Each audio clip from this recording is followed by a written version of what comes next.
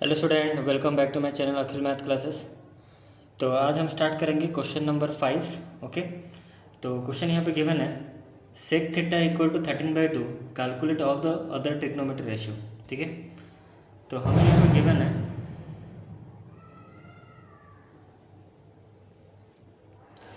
तो sec theta हमें यहाँ पे गिवन है 13/12। ये हमें सेक थीटा की वैल्यू गिवन है।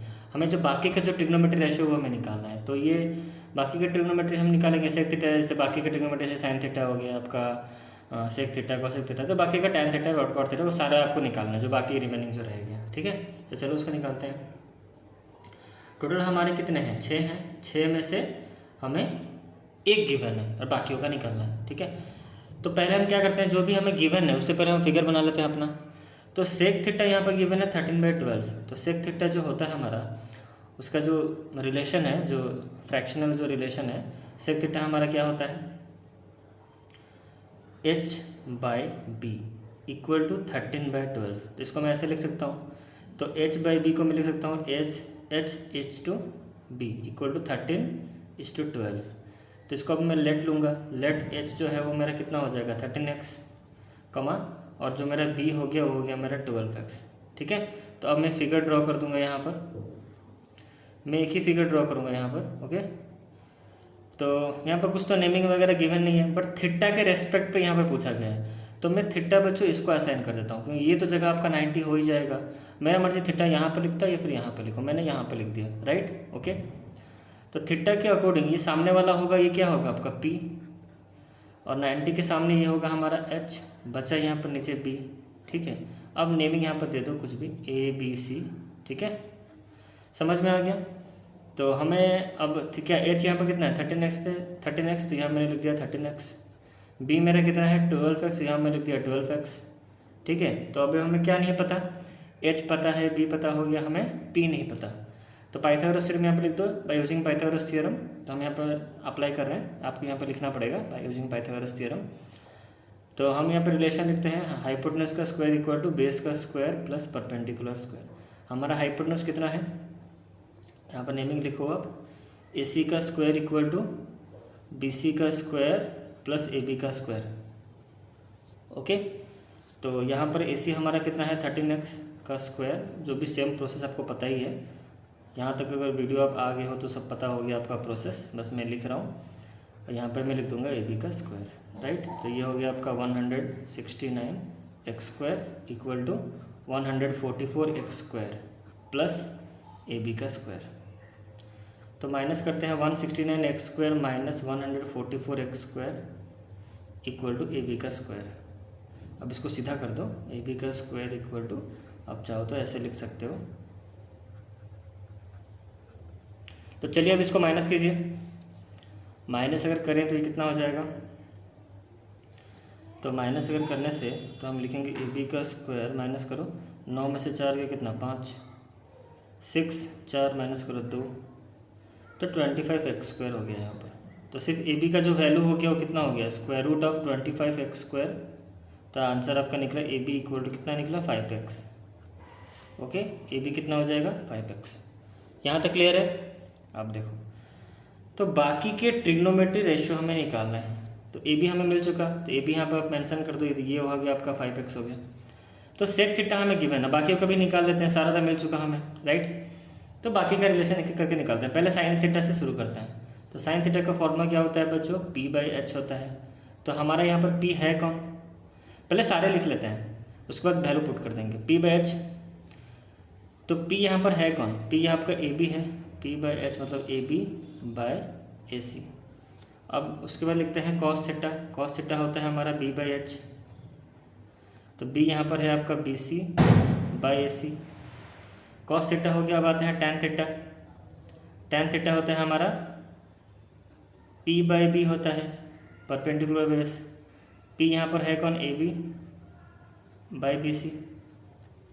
अब आते हैं कॉट थीटा। कॉट थीटा हमारा क्या होता है B/P।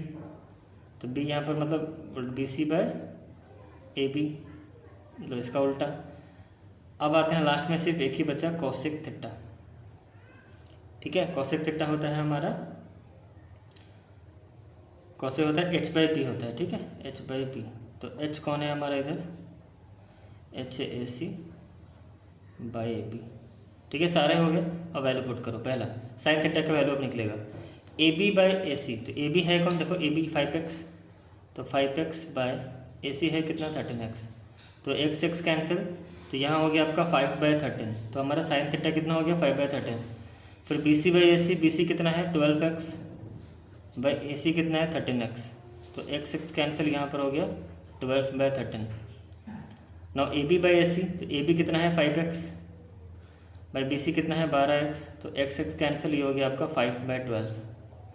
Now BC by AC, BC by AB, BC कितना है 12x डिवाइड बाय AB कितना है 5x, तो x कैंसिल, ये हो गया आपका 12/5। फिर AC बाई AB, AC कितना है 13x बाय AB कितना है 5x, तो x कैंसिल, ये हो गया आपका 13/5। तो सारे वैल्यू यहाँ पर हमारा अदर जो 5 ट्रिग्नोमेट्रिक रेशियो थे वो हमारे निकल चुके हैं। पहला sine theta 5/13, cos theta 12/13, tan theta 5/12, cot theta 12/5, ठीक है, कोसेक थीटा 13/5। तो सारे यहाँ पर ट्रिग्नोमेट्रिक रेशियो हमारे निकल गए। नाउ अब हम आते हैं नेक्स्ट क्वेश्चन। क्वेश्चन नंबर 5 यहाँ पर ख़त्म।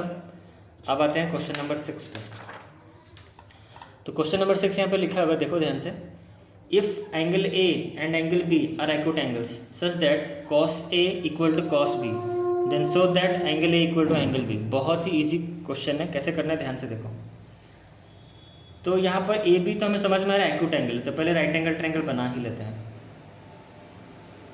ये हो गया। तो AB हमारा क्या है एक्यूट एंगल से, तो ये हमारा 90, यहाँ पर हो गया 90।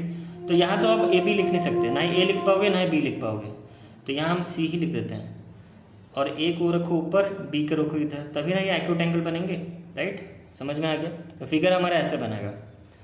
फिर हमें बोला गया कि cos A equal to cos B है, तो यहाँ हमें गिवन है क्या गिवन दिया है, cos A equal to cos B, ये हमें क्वेश्चन में दिया हुआ है। cos A बराबर cos B, ठीक। हमें शो करना है कि एंगल A जो है वो एंगल B के बराबर है। कुछ नहीं, बहुत ईजी है। तो cos A का यहाँ पे देखो A के रेस्पेक्ट पे पूछा है, देखो A लिखा है, ध्यान से चीज़ को देखो, A के रेस्पेक्ट पे पूछा है, तो A के रेस्पेक्ट पे ये आपका P हो जाएगा, ये B होगा, ये H होगा। अब इसको सोचना, अब मैं लिखने नहीं है वाला फिगर में, फिर मुझे B के रेस्पेक्ट पे फिर यहाँ पर लिखना पड़ेगा। अगर मैं A को लिख दूँ PBH, तो फिर B को भी लिखना पड़ेगा। इससे अच्छा आप मन में ही करो वो, ठीक है, हो जाएगा। cos A मतलब A है ना, A के रेस्पेक्ट में पूछा है, तो इसका सामने वाला P, ये B और ये H, ठीक है, निकालो। cos का क्या फॉर्मूला होता है B/H, तो ये तो P हो गया, B मतलब मेरा AC है, तो इसका मैं लिखूँगा AC B/H, H मतलब मेरा AB, तो AC/AB। आपको ऐसे सोचना पड़ेगा, हर वक्त आपको यहाँ पे लिखने की जरूरत नहीं, P कहाँ पर है, B कहाँ पर है, H, आप खुद माइंड में सोचो, ओके।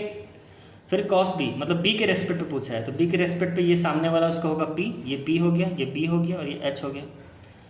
तो cos B का क्या होता है B/H, तो B कौन है, ये तो P हो गया सामने वाला, B तो ये है BC, तो BC बाय B/H। H मतलब क्या है हमारा, H तो हमेशा बच्चों AB ही रहेगा, H हमेशा क्या रहेगा AB रहेगा। इतना क्लियर है। B के रेस्पेक्ट पे पूछा है ना, तो ये P, ये B, ये H, ठीक है। B के रेस्पेक्ट पे पूछा है, मतलब ये PBH मतलब B/H होना चाहिए। हाँ मैं B ही लिखा है, BC B/H, हाँ ठीक है, करेक्ट। अब देखो ध्यान से इस चीज़ को समझना पड़ेगा आपको। यहाँ पर AB है, यहाँ पर AB है। अब क्या करें, यहाँ पर दोनों तरफ AB है, नीचे डिनोमिनेटर में, तो बेस कट जाएगा। अगर आपको समझ में ऐसे नहीं आ रहा है तो ऐसे समझो कि AB यहाँ पर डिवाइड हुआ है, इधर आएगा तो क्या हो जाएगा मल्टीप्लाई। तो AC equal to BC by AB, तो यहाँ पहले से था, ये AB जो डिवाइड हुआ है इधर आके क्या हो जाएगा मल्टीप्लाई हो जाएगा, तो ये AB कैंसिल, तो बचेगा क्या, सिर्फ AC बराबर BC। यहाँ तक क्लियर है, AC बराबर BC। तो हम फिगर में मेंशन करते हैं AC कहाँ पर है, तो ये रहा हमारा AC, मतलब ये जो लाइन है AC ये बराबर है BC के साथ, इसके साथ इक्वल है, मतलब ये वाला जो साइड है ये वाला साइड के साथ इक्वल है। तो हमने पढ़ा है जब दो साइड इक्वल होते हैं तो angle opposite to the equal side के अपोजिट में जो एंगल होते हैं वो भी इक्वल होते हैं according to isosceles triangle property. तो ये ट्रायंगल है ना हमारा ACB, हमारा एक राइट एंगल ट्रायंगल है, ठीक है। तो दो साइड इक्वल है मतलब एक आइसोस्केलेस ट्रायंगल है। तो आइसोस्केलेस ट्रायंगल का क्या फॉर्मूला होता है, मतलब क्या एक रूल होता है कि angles opposite to the equal side, मतलब जो साइड इक्वल है उनके ऑपोजिट में जो एंगल होता है वो इक्वल होता है। तो हमारे यहाँ पर दो साइड कौन से इक्वल है, AC बराबर है BC के साथ। तो मुझे बताओ AC जो साइड है हमारा, इसका ऑपोजिट में कौन सा एंगल है, B है, और दूसरा इक्वल साइड हमारा क्या है, BC है, इसके ऑपोजिट में कौन सा एंगल है, A है। तो ये दो एंगल्स हमारे बराबर होंगे। तो पहले आप यहाँ पर लिख दो, डैट यहाँ पर लिख दो कि एंगल A अब बराबर हो गया हमारा एंगल B के साथ, एंगल A बराबर एंगल B। अब यहाँ पर आप रूल यहाँ पर मेंशन कर दो, यहाँ पे लिख दो अब इसका जो भी है, मतलब जो रूल हमारा यहाँ पर हम लिखेंगे, angles opposite to the equal side, angles opposite to the equal side are equal, angles opposite to the equal sides are equal, वो इक्वल होता है। ठीक है, तो यहाँ हमारा क्वेश्चन नंबर 6 भी खत्म हो गया। ओके, तो अब हम नेक्स्ट वीडियो में स्टार्ट करेंगे क्वेश्चन नंबर 7। तब तक इस वीडियो में इतना ही, चलो बाय।